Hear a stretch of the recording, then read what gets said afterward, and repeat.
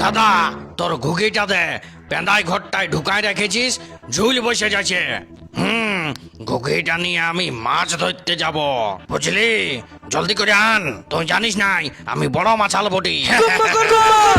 শ্রাবণের শেষ চলছে, আর মাত্র 2 দিন বাকি, আর তুই মাছের নাম করছিস? আমি কি করে জানবো শ্রাবণের শেষ চলছে? তুই তো আমাকে একটা ক্যালেন্ডারও দিস নাই। চুপ কর!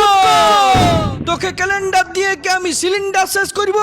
এমনিতেই তোকে নিয়ে আমি নাজেহাল হয়ে যাচ্ছি, রাতে ঘুম হচ্ছে নাই। তবে একটা খবর ভালো শোনালি, শ্রাবণের শেষ চলছে, মানে মনসা পূজা হবে, সাথে পান্নাটাও হবে। তবে এই বছর আমি অন্যবারের মতন ঘুমাবো নাই, মনসা মাকে জড়া পাঠা দিবি নাকি? তোর তো সবসময় খাবো খাবো চিন্তা থাকে। চুপচাপ ঘুগিটা লে আর ফুট এখান থেকে। মনসা পূজায় আমার শ্বশুর ঘরের লোক আসবে, কত কুটুমজন থাকবে, তোকে ডাকি নিয়ে কি অপমানে পড়িব? তোর শ্বশুর ঘরের লোককে যদি খাওয়াবি তাইলে ধানলিড়াতে ওদেরকেই নিয়ে যাবি, বুঝলি? পিয়ন ফেলা থেকে শুরু করে ডেনি উঠা পর্যন্ত আমি থাকি বলেই তোর চাষটা হয়, নাইলে তোর তো 2 কোদাল আড়ি কোদলাবারও ক্ষমতা নাই। তোর এই হুকানির জন্য মনুষ কামিন গুলাও ছাড়ি ছাড়ি চলে যাচ্ছে।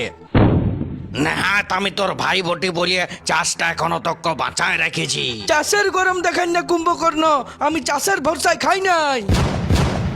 আমার এখনো 2 কুচুরি চার রাখা আছে, এই বছর তো চাষেই হয় নাই, তুই কি চাষের গরম দেখাচ্ছিস? হ্যাঁ তো ওই চালগুলা আমারই বটে ন, আমার রেশন কার্ডটা তুই ছাড়াই ছাড়াই চালগুলা বাঁচায় বাঁচায় রেখেছিস।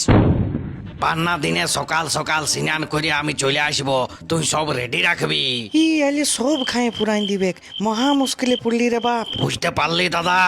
হ্যাঁ তো শুন, পান্না দিনে দুপুরে আসিস না, বিকালে আসবি। এখন যাই কেন থেকে।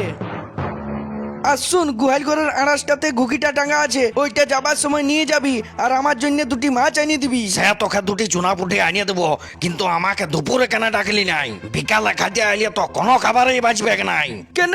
মনসা পূজায় গুড় পিঠাও তো হয়, তুই জানিস নাই? লে চাঁদি, গুড় পিঠা কামাই বুলাবে আমাকে। কি এত ভাবছিস মনে মনে? আমি এইটাই চিন্তা করছি যে বিহার পরে মানুষ কতটা পাল্টে যায়, নিজের ভাইকে ভুকে রেখে নিয়ে শ্বশুর ঘরের খাতির যত্ন করছে। আমি আসবো নাই রে খাইতে, তুই সুখে থাক তোর শ্বশুর ঘরের লোককে নিয়ে, আমি মামা ঘর চললাম।